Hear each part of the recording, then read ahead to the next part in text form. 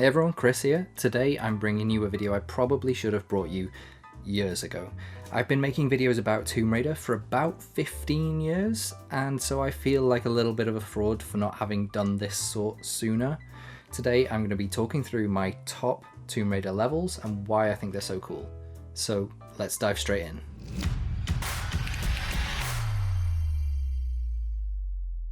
In at number 10 is a level from The Last Revelation. Now this game is one of my top tier Tomb Raider games, and it's really difficult for me to choose one, and while I would normally go for something from the coast of Alexandria or those sunken temples, today I want to give a shout out to Cambodia. Now this was a training level, so it might have been a bit frustrating for people who were with the series for a long time and they already knew the ropes and what they were doing, but it had two purposes. One was giving Lara a cool backstory, and the other was to introduce us to Von Croy, who, apart from Lara, is my favourite ever Tomb Raider character. No, I am the renowned archaeologist adventurer, Werner von Croy, and you will do as I say. Also, I think Angkor Wat is just really damn cool, and I hope we properly get to explore it in a future Tomb Raider game. At one point, Lara stumbles across this little chamber with a dead Tomb Raider in it, or we can assume it's a Tomb Raider anyway. They died with some spikes sticking through them, and Lara, being Lara, steals his backpack, and it's her iconic Tomb Raider backpack, so this level is really sort of going for that "this is how Lara started off" feel. Also, it gives a hefty dose of dramatic irony because of her backstory with Von Croy and everything that happens afterwards. At number 9 we have Tomb Raider Underworld's Thailand level. Thailand, in a word, beautiful. There's such a cool variety of locations there, from that stunning coastal region, climbing up the rocks and finding your way inland, the first sight of that gigantic temple and the huge Shiva statue inside. I think the reason I loved this level so much is because it really tried to go for that sort of traditional Tomb Raider formula of realizing you're in a big hub area, then having to explore in different directions to find objects or keys or, well, sometimes switches in order to progress. You know, regardless of the dangers of that level, it's such a beautiful, lush environment. It's just so wonderfully relaxed, and I'd probably go as far as to say it's the most relaxed, chilled Tomb Raider level. The atmosphere, the vibe of that music, it's just beautiful. Not such a big fan of the Naga though, those bothersome lizardy bastards can go to hell. In 8th place for me is Tomb Raider 3's Temple Ruins, because what a level. You start outside in that jungle environment, sort of dodging venomous snakes and trying not to get bitten by angry monkeys, and then climbing up into the treetops and jumping around through that huge cascading waterfall and trying to find out how to safely get inside this hidden temple. It was so cool. While again it has that sort of classic Tomb Raider formula about it, that's not the reason I love this one. That main India music that we hear in Tomb Raider 3 is called "There's Something Spooky in That Jungle," and you're damn right there is. Temple Ruins introduces us to a supernatural element for Tomb Raider 3. You come face to face with those giant stone Shiva statues with the huge swords that burst to life to defend the temple against intruders such as Lara. There's even levitating invisible blocks that you can't really see until Lara throws some switches, sets half the temple on fire, and you can see these blocks sort of in the silhouettes of the fire. But for me, my favourite thing about that level is a very gruesome sight that Lara finds towards the end, and it's that of the corpses of two of Mad Tony's research assistants. They're there levitating in beams of light with these giant holes through their torso, and I just remember thinking when I was about 11 years old when I played that game for the first time, what the hell is going on? This is a bit creepy. And that sort of sinister feeling of not knowing what was going on, I'll never forget that, and I think that's one of the reasons why this is one of my favourite levels. I wholeheartedly believe that the strong points of Rise of the Tomb Raider are in the challenge tombs, like the optional challenge tombs, which I don't think should be optional, but that's another thing. But regardless, it's in those challenge areas where Lara really comes into her own, where the developers were really sort of given free rein to sort of push that traversal aspect of Tomb Raider. The Catacomb of Sacred Waters came this close to being my favourite from the game, but honestly, who am I kidding? It's got to be the Prophet's Tomb in Syria, because just wow. I mean, just look at it. They really put those Microsoft millions to good use. As far as gameplay, it's quite linear compared to some of the levels in Tomb Raider that have come before, but that's not really where its strength lies. I mean, the environment itself, the creepy claustrophobic tunnels that Lara has to navigate through are full of dead Knights of Trinity and Prophet soldiers from some ancient battle years ago. And then you find yourself in this huge, incredible tomb area. It's like really awesome lighting and just really cool use of the environment itself. Everything sort of blends together, and then you've got that awesome Tomb Raider trope of escaping from a collapsing tomb at the end. Everything just makes it such a cool Tomb Raider experience. At number 6, I want to talk about the Hall of Seasons from the Angel of Darkness. But the Angel of Darkness doesn't have any tombs. Not only are there tombs in this game, but they're some of the best designed tombs in the Tomb Raider series, full stop. This level really drew on classic Tomb Raider formulas such as St. Francis Folly, with the central hub area and then the trap rooms off to the side that Lara would have to venture into to get keys. Only this time, we were changing the structure of the primary hub area itself. Now this motion was powered by this massive steam machine far beneath the Hall of Seasons, and when Lara operated it, it would start to rise and lower the floor in the Hall of Seasons, which was just such a damn cool concept. It really carried over that element of hub area Tomb Raider gameplay for a new generation of Tomb Raider. Not to mention, if you failed to get into one of those trap rooms on the side, you were plunged into this tunnel full of devious, horrible traps like spikes and blades and these massive smashing pillar things that would come down on top of you. And then when Lara actually escapes the Hall of Seasons by climbing up the wall and the ceiling, she finds herself in the tomb of Brother Obscura, who is now a ghost who won't stop screaming and he won't die because he's already dead. And when Lara gets his artifact, she's then faced with the task of having to escape from a flooding tomb. The water level's rising and you have to swim out. It's relentless, and it draws on that same sort of feeling as the Tomb of QUALOPEC for me, and I absolutely love that.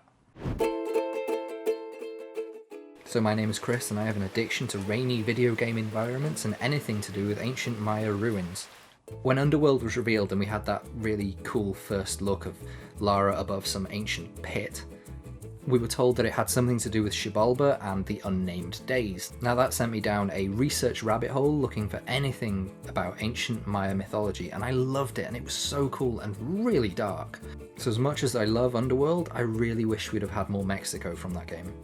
That rainy, temple-strewn jungle environment, the ambience, the storm itself, the huge puzzles. Lara was back on a motorbike, tearing through the jungle properly this time, like you could explore on your motorbike, you weren't stuck on a conveyor belt.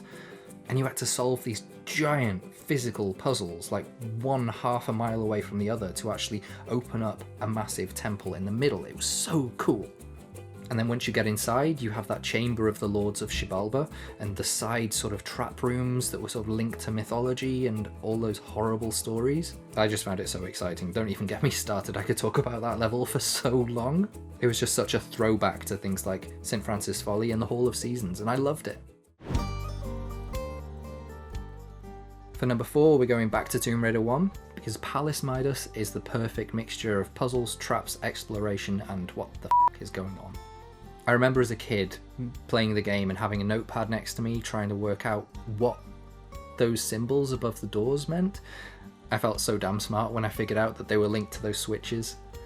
I have fond memories of getting completely and utterly lost in those labyrinthine corridors that sort of spread out all across the level and wondering how the hell to get up on top of that massive aqueduct.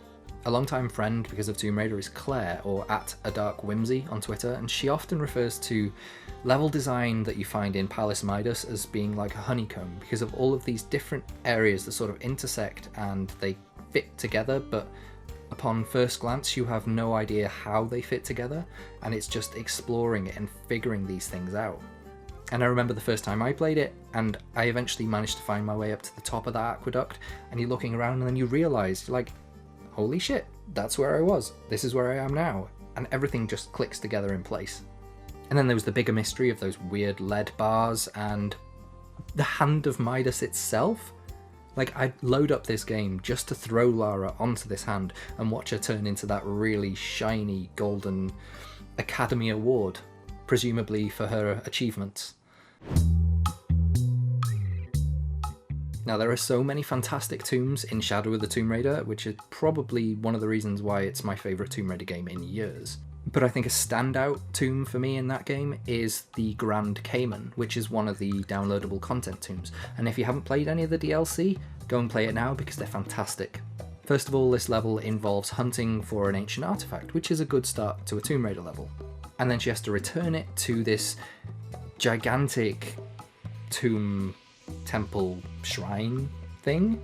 Basically, it's a ginormous subterranean cavern filled with lava, and there's this enormous crocodile caiman statue right in the middle. The place is one big trap-filled area that requires Lara to navigate these big physics puzzles, while symbolically feeding crabs to this giant statue. And it carries on like that. You do some more physics puzzles, the statue moves, and eventually it gets to a place where you can enter its mouth. I'm no stranger to praising Shadow of the Tomb Raider, and while I think A Path Home is a more traditional Tomb Raider experience, what with Lara finding switches and navigating traps to solve a big puzzle, I think I found this constantly on the move aspect of Grand Cayman a really good interpretation of what a modern Tomb Raider could be. Not to mention the area was just so visually pleasing and stunning and really rewarding because Lara's moveset and traversal in that game is just super satisfying. In at number 2, we have the Tomb of QUALOPEC, which was my first love. That's where I really got to grips with Tomb Raider for the first time. That room where you have to move the columns and the pillars. I can't tell you the amount of times I miscalculated a jump or just fell off or jumped into spikes or just rage quit at that, but it forced me to get used to the controls and Lara's moveset. Also, that level feels like something brand new.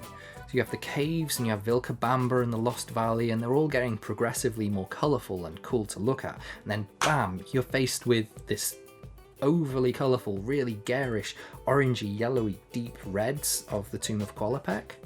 It just stands out a mile. But why do I love it? I think it's because it encapsulates, for me, what I love about Tomb Raider.